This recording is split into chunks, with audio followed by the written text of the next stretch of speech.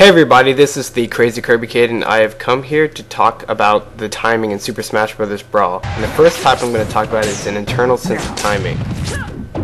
So in this battle here, it's me versus a computer Snake, and right when I knock him off the side of the stage, as soon as I can't see him, I'm using an internal sense of timing, judging where Snake is going to be based on what I know, what his fall rate is, and how I know he can move through the air. And every time I hit him, I have to adjust the curve of my arrow, anticipating where he's going to be in order to hit him 3 or 4 times in a row. Now here's another example of an internal sense of timing. There are objects on the stage that you can interact with even though you can't see them. So based on where the stage cycle is, you can aim for things that you can't see. Like right there, I jumped off the left platform even though it wasn't on the screen and got back. An external sense of timing. Now this is the most prevalent sense of timing in the game because we can just look at the characters and judge whether or not they're going to hit, land, or miss in different areas. So right here, Snake is using his Cypher recovery, and it's a simple timing based attack where if I use my down tilt just right, I spike him. And here's another example. If Snake is recovering, there's a trap right there at the X, and I know right if he lands there, I can get a double advantage by using my wings and using a back air right afterwards. Right here I'm going to try to tech on the ground, but if I hit L too early, I lose my invincibility advantage and take damage. But right here, just a little bit better sense of external timing, I tech and roll left invincible. Static timings. Now every attack in the game, once it hits something or even if it misses, has certain animations that it has to go through. So right here, even right when I saw that Snake hit my shield, I knew that I had a little bit of an advantage to forward air him and down tilt. And right here, Snake puts a mine on my face. And whenever you have a C4 on you, you have to be very careful when he says now. But if I use my up B right when he says now, I can use my invincibility to escape the explosion. Likewise, when your attacks hit the opponent's shield, they can drop them and take advantage of your recovery times by using their quickest and best attacks, like Snake's up tilt here. It's all about knowing the specific timings, spacings, and or animations of the attacks to know where you can get an advantage. Like right here, some attacks recover a lot worse than others. As you can see, Day-to-Day, when he down airs into the ground, pops up a little bit, and that makes him vulnerable to more attacks. So as he continues to down air, I'm getting more and more advantages.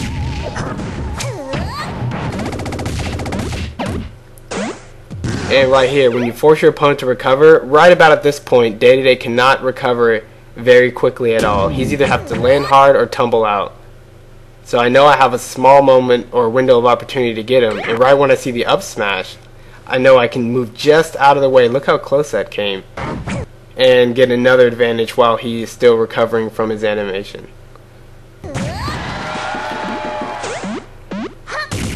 Typically in Smash Bros, as well as other fighters, the stronger or more versatile moves have animation drawbacks like that. Now complex timing, here's an easy example. In Smash Bros there are moving bodies, and right here, in order to hit Snake with an arrow, as I'm falling down, I have to shoot the arrow above Snake's projectile and curve it down on his crouching body, which creates a whole bunch of complex situations that are difficult to aim and hit your targets in. And as you notice here, Day-to-Day is on a moving platform and Kirby is attacking underneath. Now the moving platform is one sense of timing, while Kirby is attacking from beneath, and Day-to-Day can roll around, creating a very complex situation. Now keeping track of multiple things as they're going on is essential in a game like Smash Brothers. So here you can see I put one arrow into the sky, and as I'm fighting, I'm looping it continuously with my control stick while keeping track of Snake's position, my position, and the attack animations I'm throwing out. And when I saw that Snake whiffed a forward air, I knew I could close in while still controlling the arrow and get an up tilt, and then bring the arrow straight down on top of Snake. Now that was 3 or 4 things I was keeping track of in order to make that strategy and play work. Now here in Rainbow Cruise there are a lot more timers. There's platform swinging, these donuts can fall, some platforms disappear, 2 characters or more can fight, and the whole stage steadily moves on this cycle.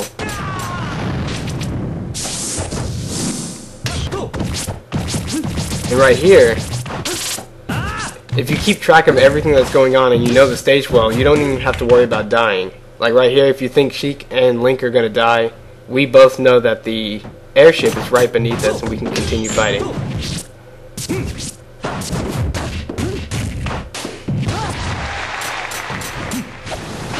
And right here, there's a boomerang, a moving ship, Sheik, my downward needles, and Link's tether recovery that I kept all track of so that I could edge guard and get the kill. Now here's another concept I wanted to go over. Notice how Donkey Kong is getting hit by my neutral air that is multi-hitting, and he's kind of stuck in place until that very last hit where he gets popped off. In Smash Brothers, a lot of attacks have sweet spots, and whether it's at the beginning of the attack, the end, or sometime in the middle, it's important to know where they are and aim for those spots when you want specific effects to take place. Like right here, even though Donkey Kong's in front of me, I'm going to use a forward smash to send him behind me, just because I know Pit leans forward into the second hit of the smash, which allows me to cross up Donkey Kong and get the edge guard for the win. So right here I want to show you just how accurate the hitboxes are in Smash and how close attacks can come, which kind of shows you how much skill there is in timing these different moves. So right here, look how close my down air comes to hitting his thumb. Or how close my forward B comes to hitting him in the face. He jumps over my arrow, I dash under his forward B, up tilt. Look how close his forward smash comes. I walk just barely out of the way and get a grab on him. My forward tilt misses.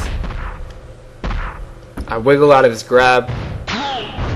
Forward tilt missed again, dodged his monkey punch, forward throw.